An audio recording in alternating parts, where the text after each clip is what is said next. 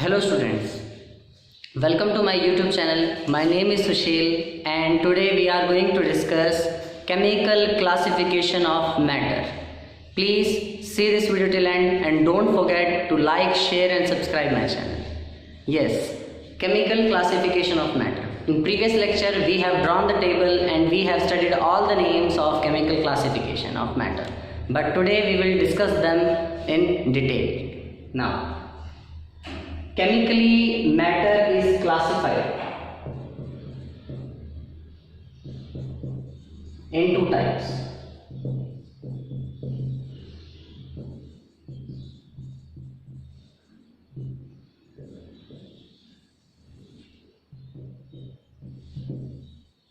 Pure and mixture.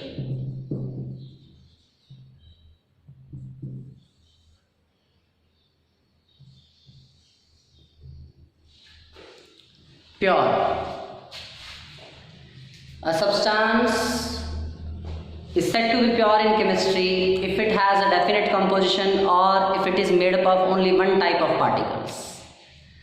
Otherwise it is impure, or we can say it is mixture. For example, if we take the example of milk, in chemistry we will take milk as a mixture, ghee as a mixture.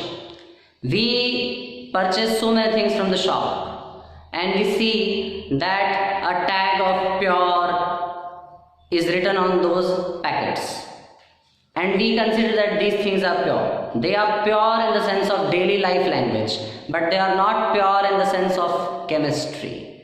जैसे आपने कहीं से घी लिया और उस पर लिखा है शुद्ध देसी घी, प्योर देसी घी. घी कभी प्योर नहीं होता केमिस्ट्री की लैंग्वेज में.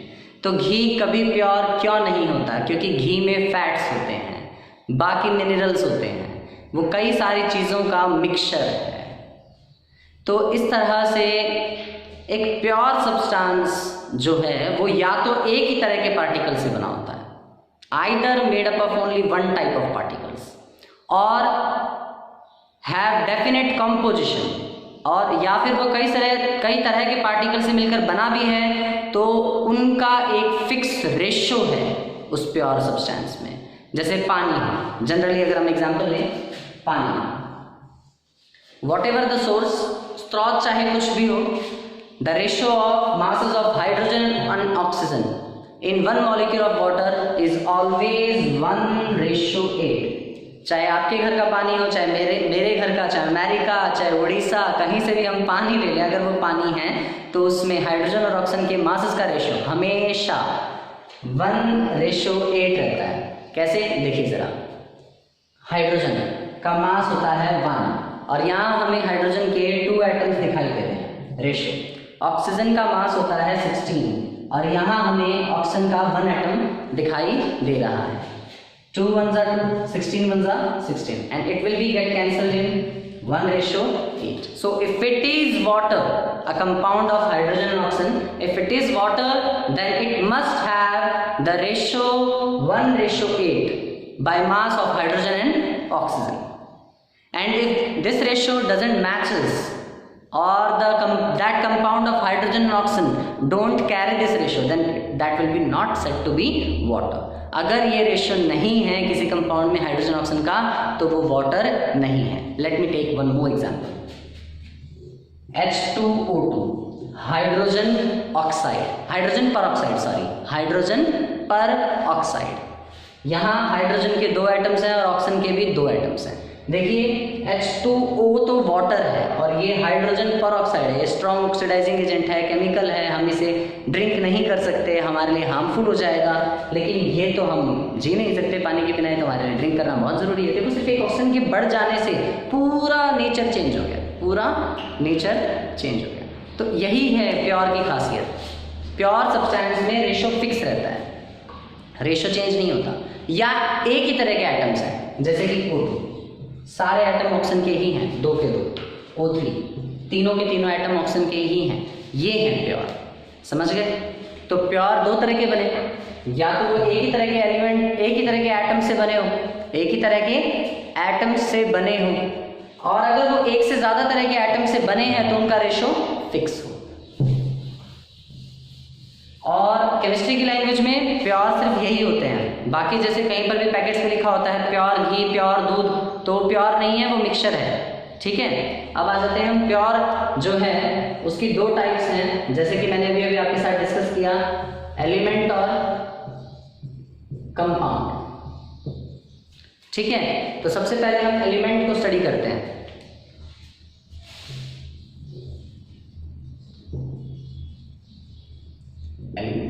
डेफिनेशन को हम टेबल से ही लेकर चलते हैं। Element is a pure substance, element is a pure substance, it is a pure substance made up of only one kind of atoms, जो सिर्फ एक ही तरह के एटम से मिलकर बना है या only one kind of particles से बना है, उसे हम कहेंगे एलिमेंट। ठीक है, आज हमारे पास 118 एलिमेंट के आसपास हैं। Today approximately 118 elements are known which are under study today. Almost 118 elements are known today. इनमें से 92 अप्रॉक्सीमेटली 92 जो हैं वो नेचुरली अकरिंग हैं, प्रकृति में मिलते हैं, and rest are man made, out of which approx 92 आर naturally occurring and rest are man-made. Approx data होता है, ये एग्जैक्ट तो नहीं होता, पर हाँ ज़्यादातर बुक्स में 92 को ही ऐसा बताया गया है कि वो नेचुरली अकरिंग है, बाकी सारे मैन-मेड हैं। तो अब हम एलिमेंट्स के बारे में तो जान गए हैं, फिर हमें पता होना चाहिए कि एलिमेंट्स भी तीन तरह के हैं। मेटल्स हैं, नॉन मेटल्स हैं और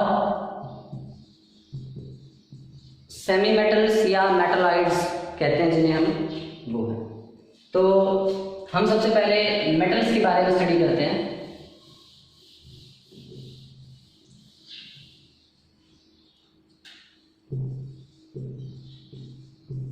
इलेक्ट्रोपॉजिटिव एलिमेंट्स होते हैं, इलेक्ट्रो पॉजिटिव एलिमेंट्स मेटल्स कहलाते हैं। कैसे होते हैं इलेक्ट्रो पॉजिटिव? इनकी टेंडेंसी होती है, सपोज करो m कोई मेटल है तो वो n इलेक्ट्रॉन्स को छोड़ के अपने ऊपर n पॉजिटिव चार्ज ले लेता है। इनकी टेंडेंसी होती है इलेक्ट्रॉन्स को छोड़ के अपने ऊपर पॉजिटिव चार्ज गेन कर लेना, कैटायन बना देना, इसीलिए इन्हें हम इलेक्ट्रो पॉजिटिव कहते हैं। ठीक है, इनकी बाकी भी फीचर्स होते हैं, पर आप पहले ये सुन लीजिए कि मेजॉरिटी ऑफ एलिमेंट्स जो हैं वो मेटल्स हैं। Majority 65% of elements are metals.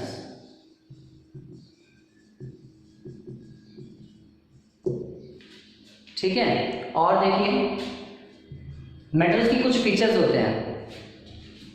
Generally metal solid होते हैं, मेटल्स जनरली सॉलिड होते हैं, सिर्फ एक एक्सेप्शन है,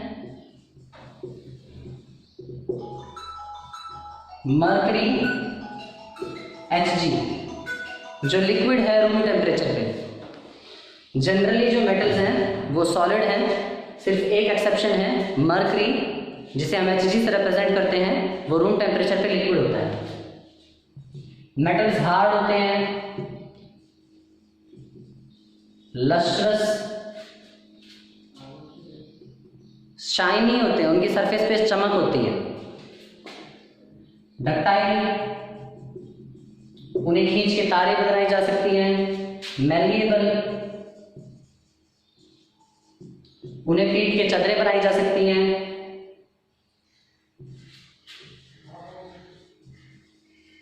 सोनोरस, वो साउंड प्रोड्यूस करते हैं। तो ये कुछ प्रॉपर्टीज हैं। Good conductor of heat and electricity,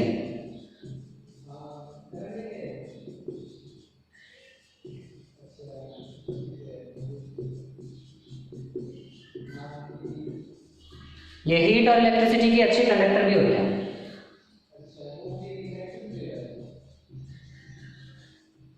ठीक है, तो ये मेटल्स की कहानी है। मेटल्स के example sodium, potassium, gold, silver, platinum. 65% मैंने बोला ना, मेजॉरिटी ऑफ एलिमेंट्स मेटल्स ही होते हैं। ये ज्यादातर पीरियोडिक टेबल में लेफ्ट हैंड साइड रखे गए हैं। पीरियोडिक टेबल में लेफ्ट हैंड साइड जो एलिमेंट्स हैं वो लगभग मेटल्स ही हैं। ठीक है, अब हम बात करते हैं नॉन मेटल्स की। ये इलेक्ट्रोनेगेटिव एलिमेंट्स होते हैं।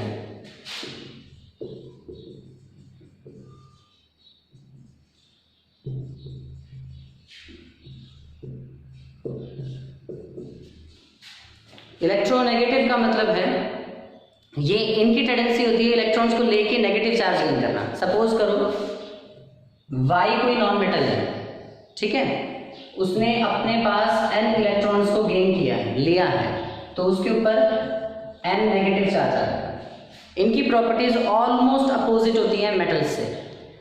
ठीक है, तो मेटल्स की सबसे बड़ी प्रॉपर्टी ये थी कि वो सभी मेटल सॉलिड थे, सिर्फ एक मरकरी लिक्विड था। नॉन मेटल जो है सॉलिड भी होते हैं, एक नॉन मेटल लिक्विड भी है और नॉन मेटल गैस भी होते हैं।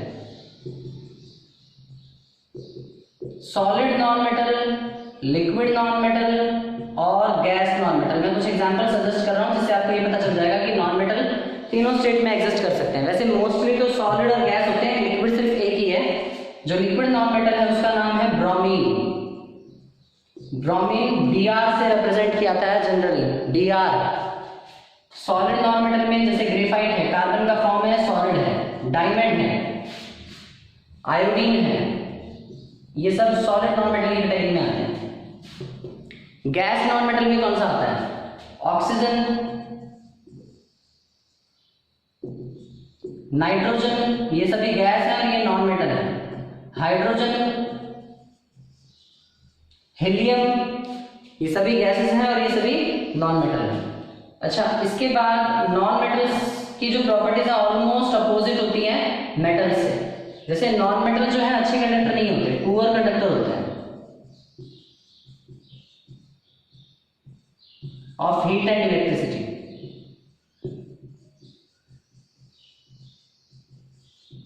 नॉन मेटल्स हीट और इलेक्ट्रिसिटी के अच्छे कंडक्टर नहीं होते, फिर भी एक्सेप्शन है। ग्रेफाइट एक ऐसा नॉन मेटल है, बेसिकली ये कार्बन का फॉर्म है, इसका सिंबल भी सी होता है। कार्बन का एक ग्रुप है एलोट्रोप ऑफ कार्बन, ये एक अच्छा कंडक्टर है, मतलब कुछ हद तक कंडक्शन कर सकता है। पुअर कंडक्टर नहीं है हीट और इलेक्ट्रिसिटी का, एक्सेप्शन है, नॉन मेटल होते हुए भी कंडक्शन करता है। अच्छा, नॉन मेटल लस्ट्रस नहीं होते, लस्ट्रस नहीं होते मीन्स उनके सरफेस पे चमक नहीं होती, फिर भी उसमें एक्सेप्शन है आयोडीन। आयोडीन एक ऐसा नॉन मेटल है जिसका सरफेस चमकीला है। कई बुक्स में डायमंड भी लिखा है, पर मैं डायमंड को कंसीडर नहीं करता क्योंकि उसमें जो शाइन है वो उसके तराशने के बाद है, और दूसरा डायमंड में शाइन का रीजन उसका सरफेस नहीं है, उसके अंदर होने वाला टोटल इंटरनल रिफ्लेक्शन फिनोमेना है। यहाँ पर आयोडीन के सरफेस के ऊपर लाइट गिरकर रिफ्लेक्ट होती है, तो इस पे नॉन लस्ट्रस है नॉन मेटल्स, लेकिन एक्सेप्शनली आयोडीन एक ऐसा नॉन मेटल है जो लस्टर शो करता है। वैसे अगर आप डायमंड लिखते हो तो कोई टीचर काटेगा नहीं उसको, पर मैं उसे कंसिडर नहीं करता। नेक्स्ट, नॉन मेटल्स मेलिएबल नहीं होते, डक्टाइल नहीं होते। I think I don't need to write it. Non metals malleable नहीं है, डक्टाइल नहीं है और सोनरस भी नहीं है, साउंड भी प्रोड्यूस नहीं करते हैं। तो ये नॉन मेटल्स थे। इसके बाद अगला जो है वो है सेमी मेटल्स या मेटलॉइड्स। सेमी मेटल्स ये वो एलिमेंट्स होते हैं जिनमें ऑलमोस्ट मेटल्स और नॉन मेटल्स दोनों की प्रॉपर्टीज होती है, मतलब इनकी प्रॉपर्टी इन दोनों की इंटरमीडिएट होती है, कुछ कुछ मेटल्स की, कुछ कुछ नॉन मेटल्स की।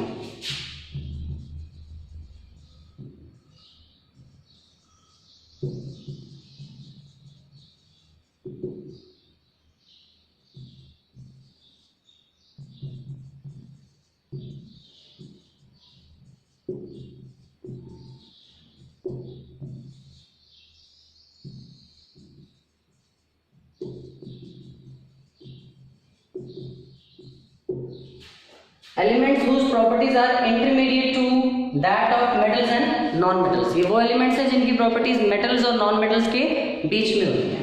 आर्सेनिक, एंटीमनी, टेल्यूरियम, कुछ ऐसे एलिमेंट्स हैं जो सेमी मेटल्स की कैटेगरी में आते हैं।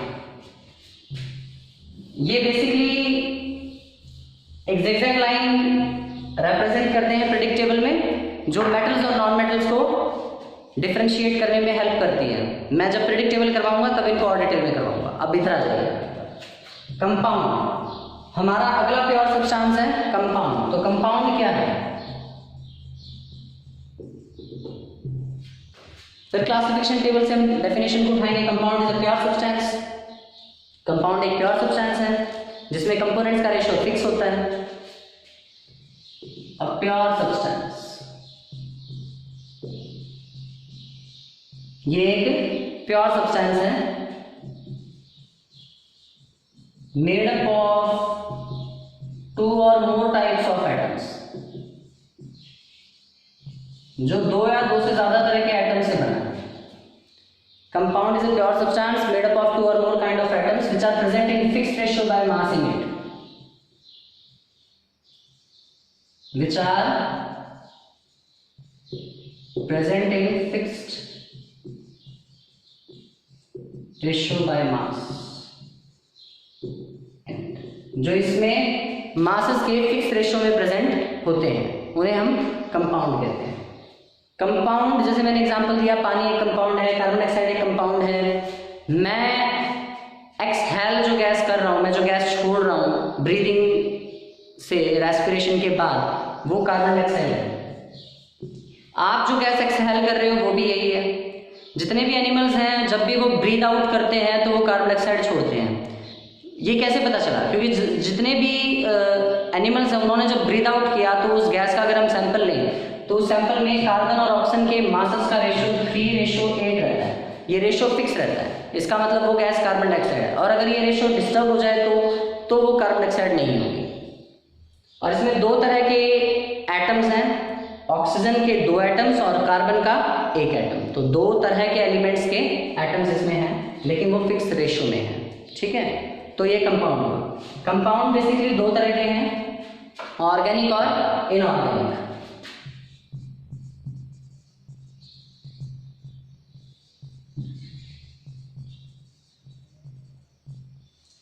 ऑर्गेनिक कंपाउंड्स लिविंग बींग्स में मिलते हैं, मोस्टली लिविंग बींग्स में मिलते हैं। फिर भी मैं आपको बता दूं, यूरिया ऐसा पहला ऑर्गेनिक कंपाउंड था जिसे लैब में बनाया गया था।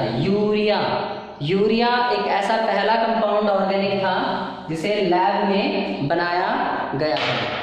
तो कुछ ऑर्गेनिक कंपाउंड अब लैब में भी बनते हैं, पर इनके लिए ये जो ऑर्गेनिक वर्ड है ये कहाँ से आया? ऑर्गेनिज्म से आया। ऑर्गेनिक, ऑर्गेनिज्म मतलब ये ऑर्गेनिजम्स में ही मिलते थे।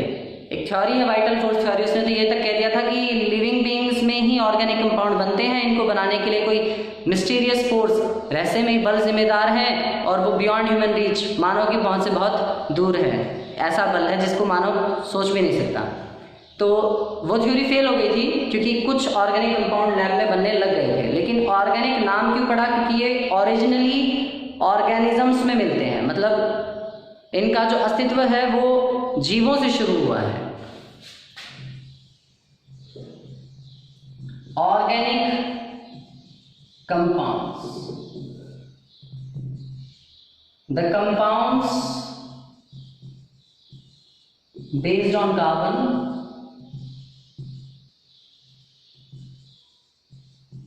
ये वो कंपाउंड है जिनमें मेन एलिमेंट कार्बन होगा। कार्बन बेस्ड कंपाउंड होते हैं ये, which are mostly found in living organisms. Mostly की जगह मेनली लिखी तो ज्यादा अच्छा रहेगा।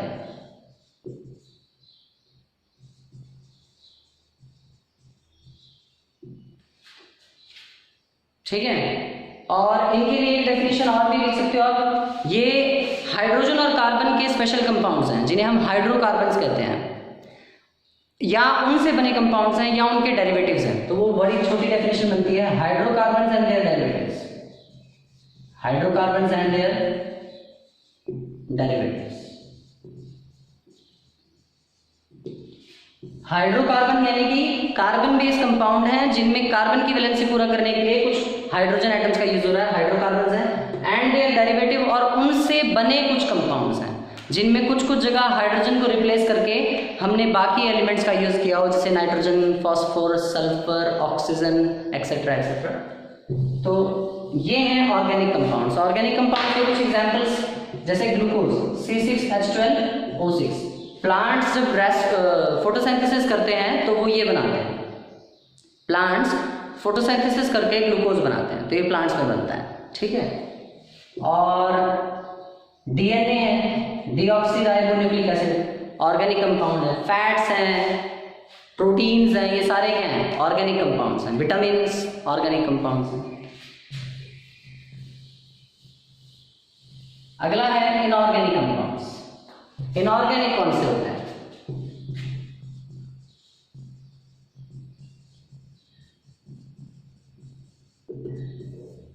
ये वो कंपाउंड्स हैं जिनका ओरिजिन रॉक्स है या मिनरल्स है, मतलब जो चट्टानों में या खनिजों में मिलते हैं, मिनरल्स या रॉक्स में, वो इनऑर्गेनिक हैं, ठीक है।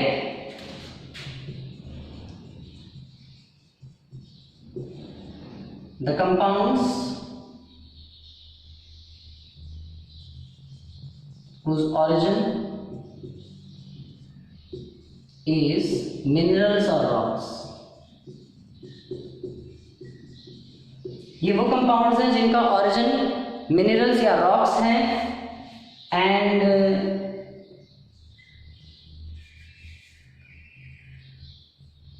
दे आर नॉट कार्बन बेस्ड। आप ये ना लिखे चाहे आगे, इसके एग्जाम्पल बताता हूं मैं आपको। कार्बन डाइऑक्साइड ये ऑर्गेनिक नहीं है, इसमें कार्बन है फिर भी ये ऑर्गेनिक नहीं है, इसीलिए मैंने ये एग्जांपल मेंशन किया है ताकि आप कंफ्यूज ना हो और आपको हमेशा ये क्लियर रहे कि कार्बन डाइऑक्साइड ऑर्गेनिक नहीं है, क्योंकि ऑर्गेनिक कंपाउंड्स में हाइड्रोकार्बन मैंने मेंशन किया है या उनसे बने होने चाहिए, इसीलिए मैंने वो दूसरी डेफिनेशन लिखी थी, हाइड्रोकार्बन एंड देयर डेरिवेटिव। ये हाइड्रोकार्बन की कोई प्रॉपर्टी नहीं रखता, इसमें हाइड्रोकार्बन नहीं है, हाइड्रोजन नहीं है कार्बन के साथ। कार्बन मोनोऑक्साइड ये भी ऑर्गेनिक नहीं है। कार्बोनेट CO3 2 नेगेटिव से बने जो भी कंपाउंड्स होंगे कार्बोनेट आयन से, वो भी ऑर्गेनिक नहीं होंगे। हाइड्रोजन कार्बोनेट ये भी ऑर्गेनिक नहीं, इनऑर्गेनिक होंगे। तो जितने भी कार्बन डाइऑक्साइड है, जो भी कार्बन डाइऑक्साइड, कार्बन मोनोऑक्साइड या जितने भी कार्बोनेट्स हैं या जितने भी मेटल के बाई कार्बोनेट्स या हाइड्रोजन कार्बोनेट्स हैं, वो सारे इनऑर्गेनिक में आते हैं। इनका मेन सोर्स मिनरल्स और रॉक्स होते हैं। नेक्स्ट है मिक्सचर। मिक्सचर एक फिजिकल चेंज का रिजल्ट है जिसमें दो या दो से ज़्यादा सब्सटेंसेस को किसी भी रेशियो में मिला दिया जाता है तो मिक्सचर बन जाते हैं। बस वो सब्सटेंस जो हैं वो केमिकली रिएक्ट ना करे, आपस में रिएक्शन ना करे। मिक्सचर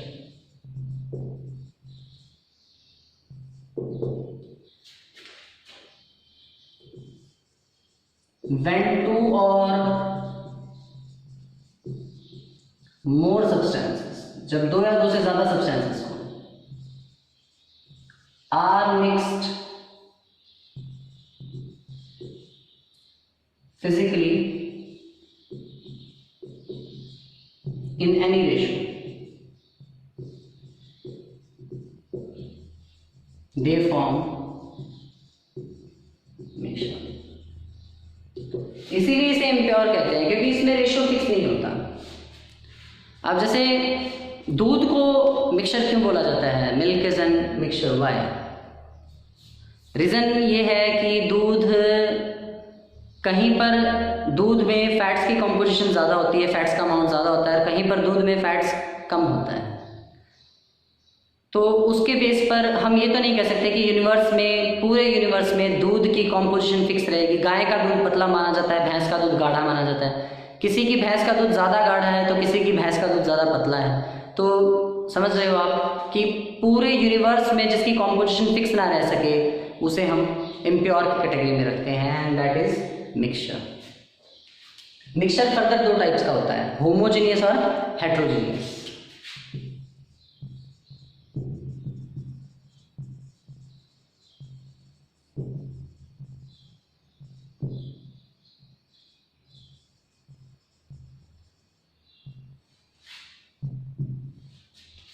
होमोजेनियस और हेट्रोजेनियस। मैं एक बार एक टेबल रब कर रहा हूँ ताकि मैं होमो और हेट्रो आपको अच्छे से समझा सकूँ। मिक्सचर की टाइप्स पढ़ रहे हैं हम, होमोजेनियस और हेट्रोजेनियस।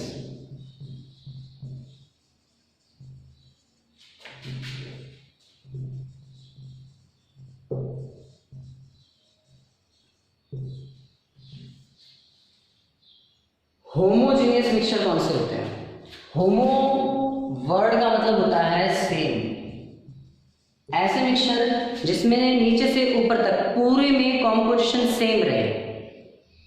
आपने अगर सपोज करो ये एक मिक्सचर तैयार कर लिया है पानी और चीनी का, आपने यहां से एक चम्मच लिया और उसका सिप किया, तो जितना मिठास आपको मिलेगा उतना ही यहाँ पर, उतना ही यहाँ से, उतना ही यहाँ से, मतलब पूरे में चीनी और पानी का रेशो ऑलमोस्ट सेम रहे, तो उसे हम कहते हैं होमोजीनियस मिक्सचर। होमोजीनियस मिक्सचर की यही खासियत है, composition remain uniform through out. Composition is uniform.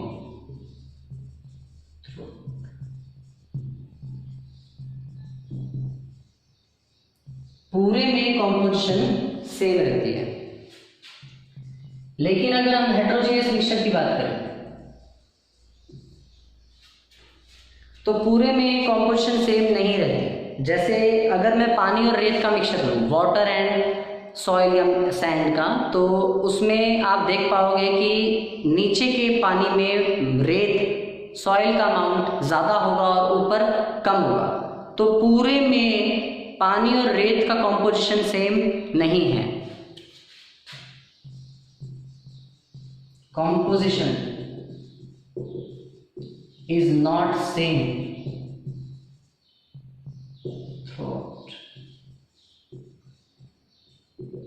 ये हेट्रो वर्ड भी इसी को डिफाइन करने के लिए यूज किया गया है। हेट्रो मतलब होता है डिफरेंट, मतलब अलग अलग जगह पर कॉम्पोजिशन अलग अलग है। होमोजेनियस मिक्सचर में आपको एक ही फिजिकल स्टेट देखने को मिलेगी। सॉलिड है तो पूरा ही सॉलिड होगा, लिक्विड है तो पूरा ही लिक्विड होगा। जैसे मैंने अभी बताया, अगर हम चीनी को पानी में बहुत अच्छे से घोल देते हैं तो हमें चीनी अलग नहीं दिखाई देगी, वो पूरा लिक्विड ही दिखाई देगा। वो पूरा मिक्सचर जो है, मीठा पानी या शरबत, वो पूरा एक लिक्विड फॉर्म में ही हमें दिखाई देगा, क्योंकि वो चीनी उसमें अच्छे से घुल चुकी है। तो एक ही फिजिकल स्टेट दिखती है, तो पूरा सॉलिड होगा या पूरा लिक्विड होगा या पूरा गैस होगा। Only one physical state is seen. तो single phase is observe. Phase मतलब फिजिकल स्टेट, एक ही फिजिकल स्टेट ऑब्जर्व की जा सकती है। More than one phase can be observe. एक से ज्यादा फेजेस, फिजिकल स्टेट्स ऑब्जर्व की जा सकती हैं। कंपोनेंट्स के बीच में कोई सेपरेट बाउंड्री नहीं है, विजिबल सेपरेट बाउंड्री नहीं है। आप ये नहीं कह सकते ये चीनी, ये पानी, ये पानी, ये चीनी। मतलब अगर आपने पानी और चीनी का मिक्सचर तैयार कर रखा है तो आप उसमें वेल डिजॉल्व कर रखा है, अच्छे से घोल रखा है, तो आप चीनी के पार्टिकल्स और पानी के मॉलिक्यूल्स को सेपरेट आउट नहीं कर सकते। विजिबल मतलब नॉर्मल देखकर, नेक्ड आई से आप ऑब्जर्व करके सेपरेट बाउंड्रीज देख नहीं सकते। No visible separate boundaries, visible separate boundary नहीं है बिटवीन दी कंपोनेंट्स।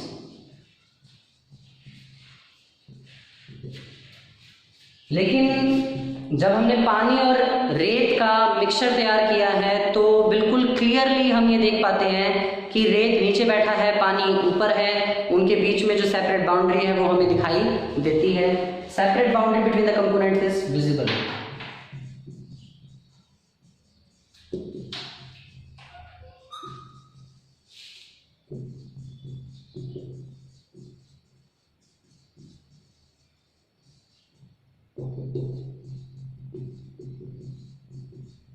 कंपोनेंट्स के बीच में सेपरेट बाउंड्री विजिबल होती है, हमें क्लियरली दिखाई देती है।